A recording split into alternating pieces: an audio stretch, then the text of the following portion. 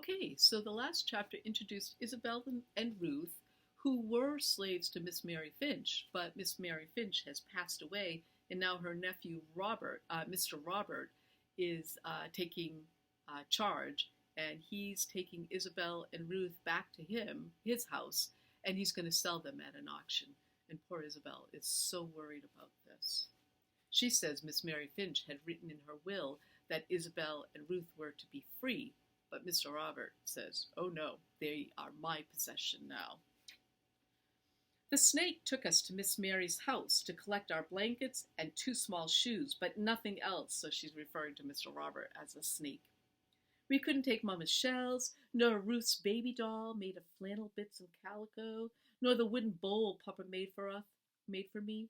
Nothing belonged to us now. As I folded the blankets, Mr. Robert went out to the privy. Privy's like the outdoor bathroom. There was no point in grabbing Ruth and running. He had a horse and a gun, and we were known to all. I looked around our small room, searching for a tiny piece of home that I could hide in my pocket. What should I take? Seeds. On the hearth stood the jar of flower seeds that Mama had collected, seeds she never had a chance to put into the ground. I didn't know what they'd grow into. I didn't know if they had grown at all, or if they would grow at all. It was a fanciful notion, but I uncorked the jar, snatched a handful of seeds, and buried it deep in my pocket, just as the privy door creaked open. As a wagon drove us away, Ruth turned to see the little house disappear. I pulled her into my lap and stared straight ahead, afraid that if I looked back, I might break. By midday, we were in Newport, that's in Rhode Island, following Mr. Robert up the stairs of Sullivan's Tavern. I had never been inside a tavern before. It was a large room, twice as big as Miss Mary's house, with two wide fireplaces, one on each of the far walls. The room was crowded with tables and chairs and as many people as church on Easter Sunday, except church was never cloudy with tobacco smoke, nor the smell of roast beef. So a tavern is like a restaurant / bar. Most of the customers were men, and a few had their wives with them. Some seemed like regular country folk, but others wore rich clothes, not useful for muck shoveling. They made haste, tucking into their dinners, playing cards, paging newspapers, and arguing loud about the British soldiers and their navy and taxes and a war. Ruth didn't like the noise and covered her ears with her hands. I pulled her toward me and patted her on the back. Ruth was simple-minded and prone to fits, which spooked ignorant folk. Noise could bring them on, as well as a state of nervous excitement. She was in the middle of both. So Ruth kind of has trouble learning, and she throws these little fits when she gets anxious. As I patted her back, her eyes grew wide at the sight of a thick slice of buttered bread perched near the edge of a table. We hadn't eaten all day, and there had been little food the day before, what with Miss Finch dying. I snatched her hand away as she reached for it. "Soon," I whispered to her. Mr. Robert pointed to a spot in the corner. "Stand over there," he ordered. A woman burst through the kitchen door carrying a tray heavy with food. She was a big woman, twice the size of my mother, with milky skin and freckles. She looked familiar and caused me to search my memory. "We'll have Jenny fatten up the British Navy and make their ships sink to the bottom of the sea," yelled a red-faced man. The big woman, Jenny, laughed as she set a bowl in front of the man. The proprietor, that's the owner, called her over to join us. She frowned as she approached, giving Ruth and me a quick once-over while tucking a stray curl under her cap. "These are the girls," Mr. Robert explained. "It don't matter," the proprietor said as he put his hand on Jenny's back. "We don't hold with slaves being auctioned on our front steps. Won't stand for it, in fact." "I thought this was a business establishment," Mr. Robert said. "Are you opposed to earning your percentage?" "You want to listen to my bill, mister," Jenny said. "Advertise it in the paper. That's what we do around here." "I don't have time for that," said Mr. Robert. "These are fine girls. They'll go quickly. Give me half an hour's time on your front steps, and we both walk away with heavier pockets. Jenny's husband pulled out a rag and wiped his hands on it. Auction of people ain't seemly. Why don't you just talk quiet like to folks, or leave a notice tacked up? That's proper. I recall an auction not 20 yards from here, Mr. Roberts said. One of Brown's ships brought up a load of rum and slaves from the islands. They must have sold 35, maybe 40 people in 2 hours' time. Rhode Island don't import slaves. Not for 2 years now, Jenny said.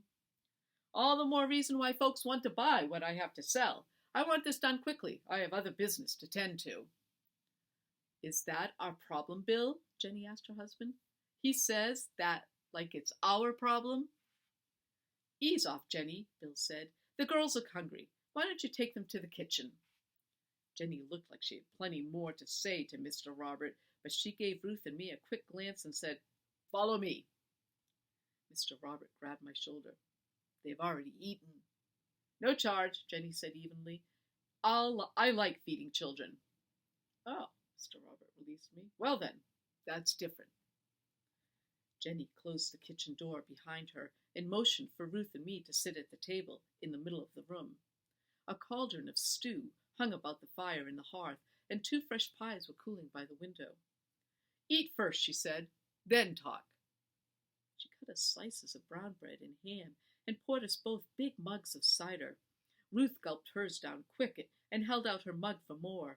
Jenny smiled and refilled it. I made short work of the food, keeping one eye on the door in case Mr. Robert walked in. The back door to the kitchen was wide open to let in the breeze. Should I grab Ruth's hand and try to escape? Jenny read my mind.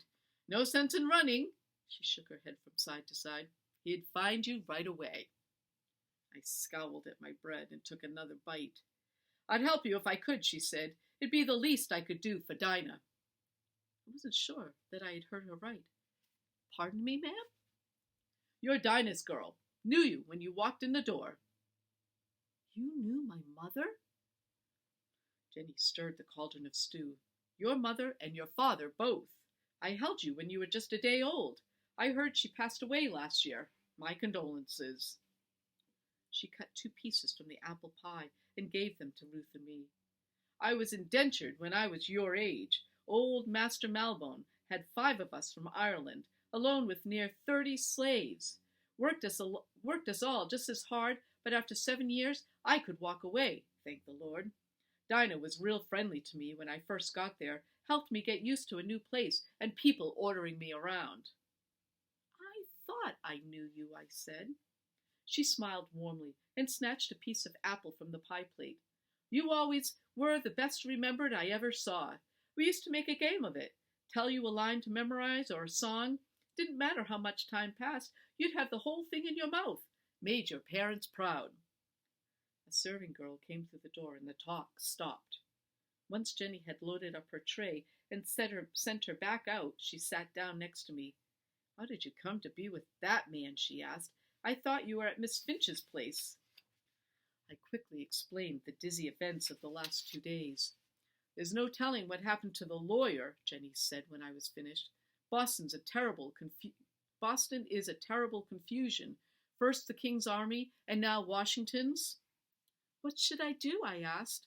The words came out louder than they should have. Jenny gently covered my mouth with her hand. Shh, she warned. You've got to use your head. I grabbed her hand. Could you take us, please? You knew, Mama. She slowly pulled her hand from mine, shaking her head. I'm sorry, Isabel. I dare not. But... Bill opened the door and poked his head in. He wants the girls. Best to hurry. A thin woman stood next to Mr. Robert. Her plum-colored gown was crisp and well-sewn, an expensive lace traced from the small cap on her head. She was perhaps 5 and 40 years, so maybe like 45, with pale eyebrows and small eyes like apple seeds. A fading yellow bruise circled her right wrist like a bracelet. She looked us over quickly. Sisters? 2 for the price of 1, Mr. Robert said. Hardest working girls you'll ever know. What's wrong with them? The woman asked bluntly. Why such a cheap price? Mr. Robert's snake smile widened. My haste is your good fortune, madam. These girls were the servants of my late aunt, whose passing I mourn deeply. I must quickly conclude the matters at her estate. The recent unrest, you know. A man joined the woman, his eyes suspicious and flinty. He wore a red silk waistcoat under a snuff-colored coat with silver buttons, a scratched linen shirt, and black breeches. The buckles on his boots were as big as my fists. And what side do you take in the current situation, sir? He asked. Are you for the king, or do you support rebellion?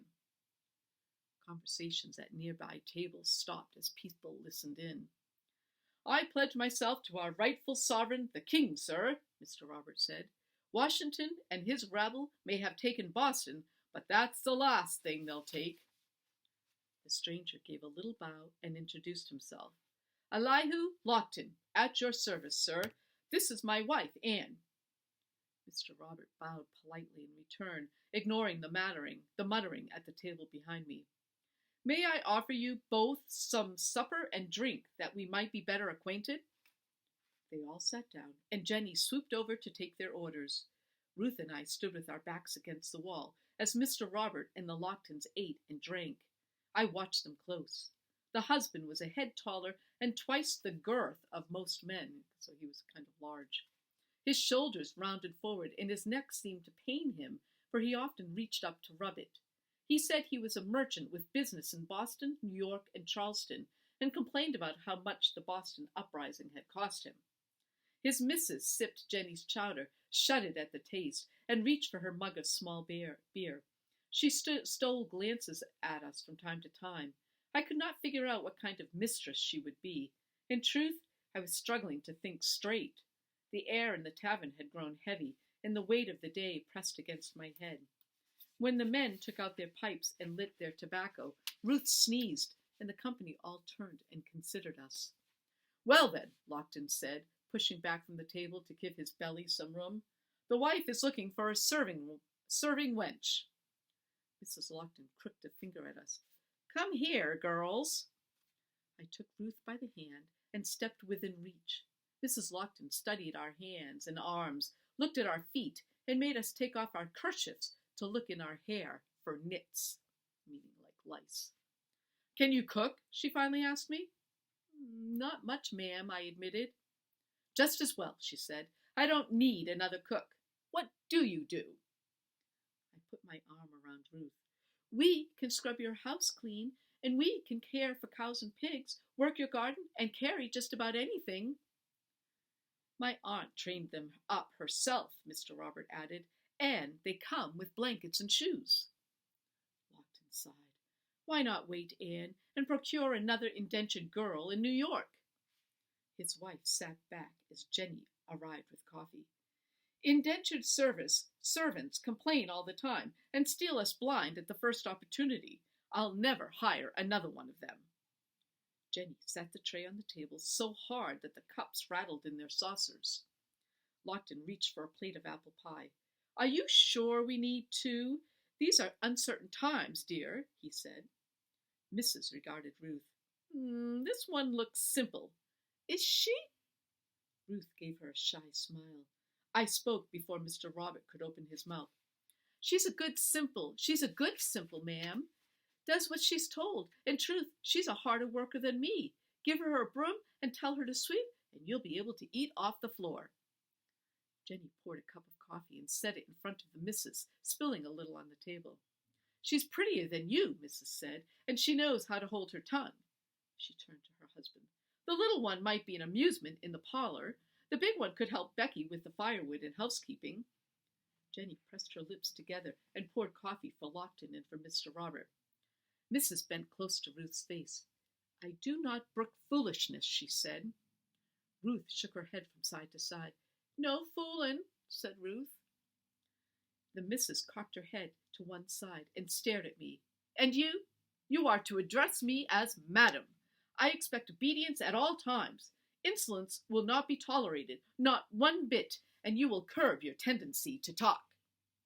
Yes, madam, I stuttered. What say you, Anne? Lockton said. We sail with the tide. I want these girls, husband, Madame said. It is Providence that put them in our path. How much do you want for them? Lockton asked.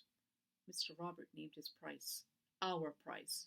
2 for 1, us being sold like bolts of faded cloth or chipped porridge bowls. Okay, so I've got to stop there. Tune in to the next chapter.